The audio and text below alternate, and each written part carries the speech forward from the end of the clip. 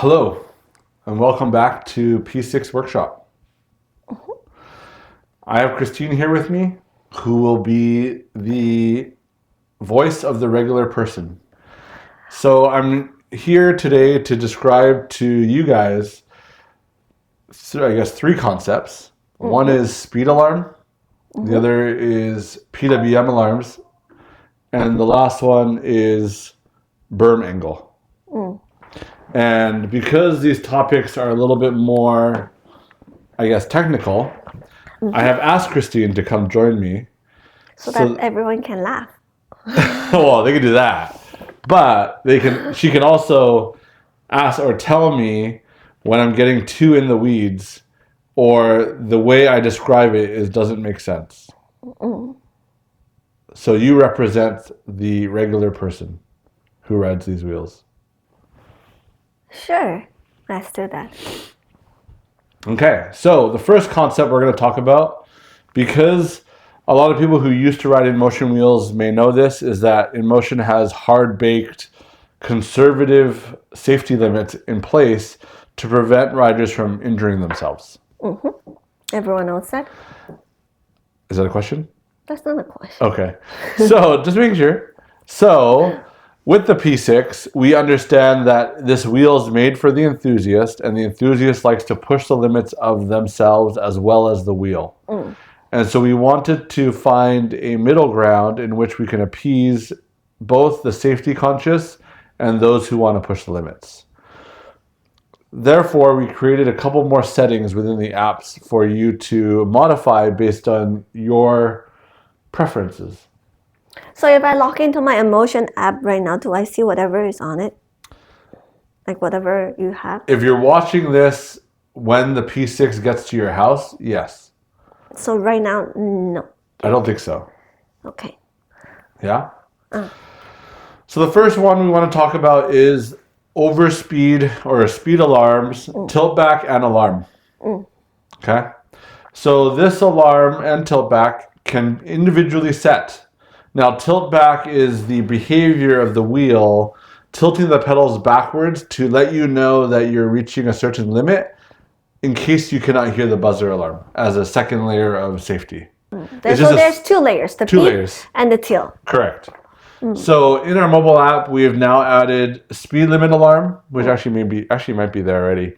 But speed limit alarm, which allows you to set at what speed you want the beeper to beep. That's the first and foremost.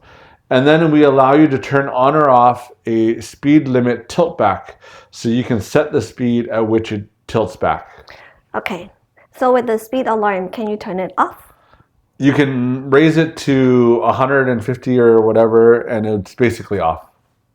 So the max. You raise it to the max, and it'll be like 93 miles per hour. Yeah, correct. That's the max. Correct. So it will beep at the max. Correct. Okay. And the tilt back you can turn off. You can turn off. So if you're using those noodle mode, will you feel the tilt back? Or Yes. people will be like... Yes, you will, because even with noodle mode, when you're accelerating, the pedals are dipping forwards. And when you feel the tilt back, it's going to tilt the opposite way, even though you're accelerating. And it'll fight you from acceleration. Is it the more you lean in, the more tilt it will... Yeah, the more you go into or past the safety point, the more it'll tilt back. Can you get to set the tilt angle or No? The It's tilt angle is preset. set at 30 degrees, I believe it is. Okay. Yeah. That's bearable. It's noticeable. It's the balance between noticeable and like throw you off the wheel. So ultimately, we want to be able to let you know that you've reached the limits that you've set, but we don't want to put you in a situation where you might feel unstable or be put in danger. So it will slowly... Yeah, and then when you let off instantly, it'll come back down. So can you push again? No. Yeah, you can go push. Like when I was testing that firmware, you can push in and out of the tilt back, and you can feel the tilt back go up, down, up, down, up, down. You can play with it. You were playing with tilt back. Yes. That's not something we should do. No, but I'm just saying it's possible. It's there. Again, like enthusiast and then regular person. Yeah. Okay. Does that make sense? Yeah. Okay. Now the next one is a little bit more complicated. The next topic we're going to talk about is PWM, or output saturation alarm, and tilt back. But before we get into the settings, I think it's good to explain what PWMs is, because if you're in the Telegram chats, you're going to see PWM a lot. People talk about safety margin a lot, and I think it's good to explain what it is. So PWM, the term, comes from duty cycle, pulse width modulation. And what happens is inside your EUC, the battery is a certain voltage and the motor is a certain voltage based on the RPMs that you're running, the speed that you're going. And so what the controller does is it turns on and off the full battery voltage at a certain frequency in order to, not in terms of frequency, but also in terms of duration, in order to push a lower voltage per se. And so when you're running at low speeds, the PWMs are going to be low. And as you reach the limit of your wheel, your PWMs will go to 100%. Now, what happens at 100% PWM is ultimately the wheel is outputting as much battery voltage as it can to the motor, and the wheel cannot self-balance anymore because you are requesting more than the wheel can provide. And this is what some people call cutting out or overpowering the wheel. Yes. If you can use one very simple sentence to explain PWM, it's the percentage of hard work that the device is doing. So if you're running at 50% PWM, the device is only working half as hard as it could work. And if you're doing it at 100%, it's working as hard as it can. Can you say it is its capability to keep going? Sure, that works too. You only use 30% of what it is capable. Yes. And then you use 100% of what it's capable. Correct. See, that's easy. Perfect. Now, the only caveat with PWMs is it only directly relates to speed. So when you are over torquing a wheel up a hill, your PWM alarms will not work. Now, of course, there is a correlation, but we're not going to get too deep in the weeds. But just know that with the EUCs that we ride, there is also a torque limit, which in other wheels doesn't typically have an alarm, and the pedals will just go soft, hence overpowering or cutting out. So PWM mainly relates to speed. Interesting. Which is the more high-risk part. Now, with the PWMs and output saturation, there's again two settings. One is alarm, and one is tilt back. And so the tilt back one you can set at whichever percentage you want. However, if you're passing 80% PWM or output saturation, we do not allow you to set the tilt back to 90%. It will either be 80% or off.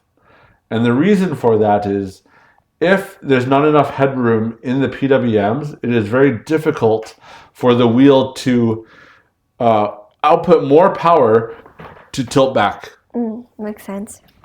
And therefore, we don't want to give customers a false sense of safety by allowing them to set PWM tilt back at a very high number, expecting it to occur.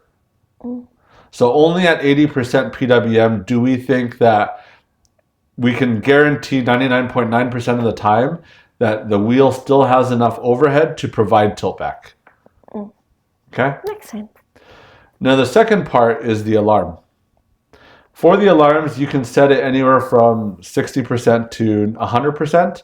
However, we've in order to give more clarity to the rider, we've put two different stages of alarms. So the first stage will beep at a certain frequency, and the second stage will beep at double the frequency. And so therefore you will have a more noticeable difference between the two. A slower beep and a faster beep. A slower beep and a faster beep is twice as fast. So for example, if the first one is beep, beep, beep, beep, the second will be beep, beep, beep, beep, beep. And that way there's a very discernible difference between the two.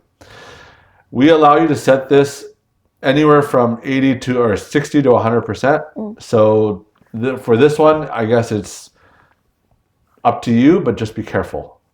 At default, it is set to 80% for the first beep and 90% for the second beep.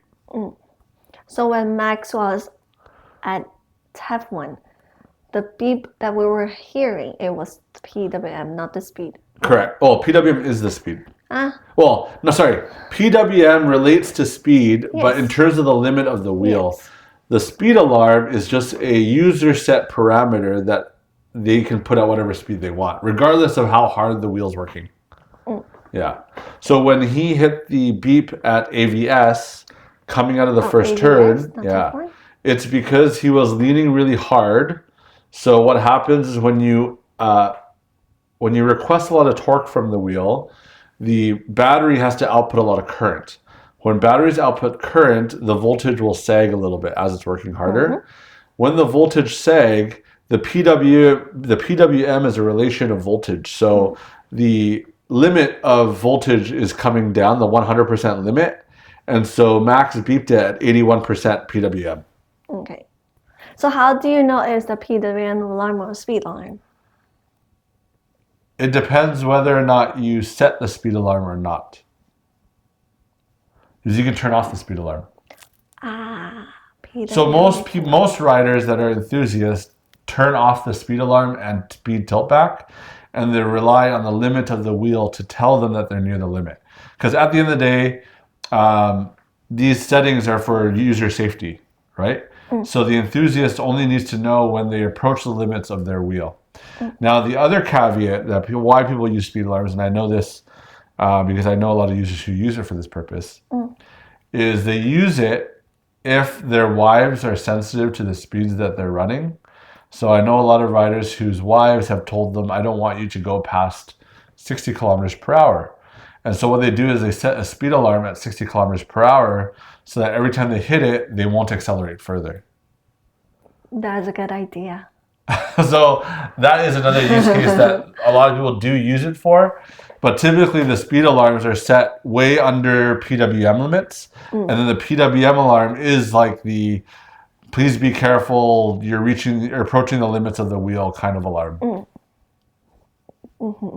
Get it. Yeah? Yeah.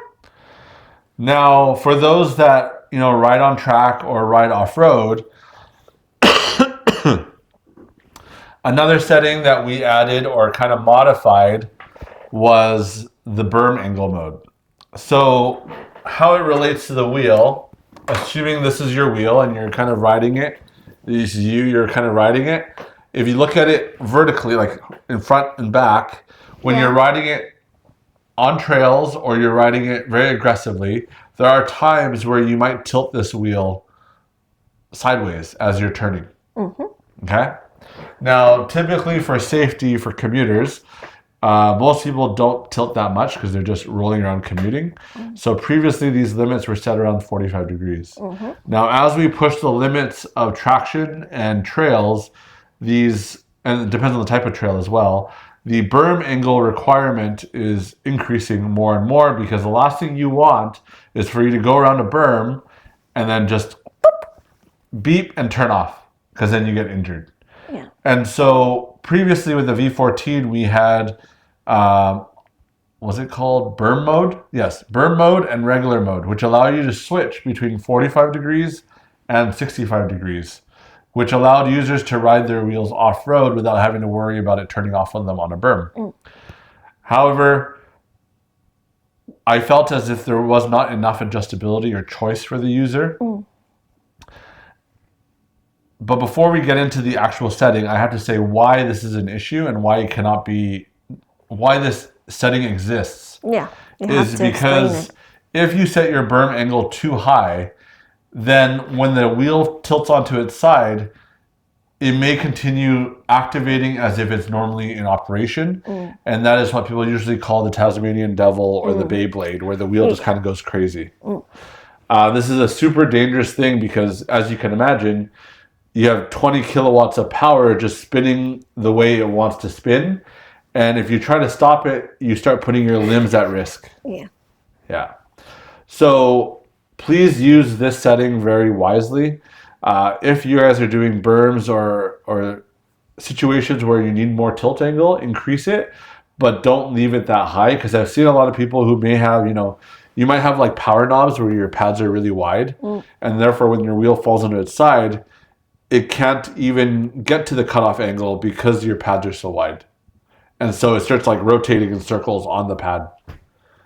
So please use this wisely and use it sparingly when you need it, in order to prevent any injury. So getting into the changes that were made, for the berm angle, instead of just having an on-off switch between 45 and 65, the P6 and other wheels will now have a berm angle adjustment, which allow you to choose the angle at which it cuts out or deactivates the motor. And that setting will be anywhere from 45 degrees to 80 degrees. And 80 degrees is super severe. Like, unless you're doing some hardcore berms, 80 degrees is not something that I usually recommend to people. If you are on the track or you're doing intro to speed or you're doing those type of activities, usually I recommend around 60, 65 degrees. And usually that happens to be more than enough. But if you are a racer that, has raised it higher than that, please write in the comments what your recommended is, just so that we have more data to provide input to those that are still new to this type of setting. Does that make sense? Yes, sir. Any questions? Nope, sir. No, sir? You're going to make fun of sir now. First was Mr. Albert. Now is sir. Well, that brings us to the end of the video. Like, subscribe, and ding dong ding dong. See you next time.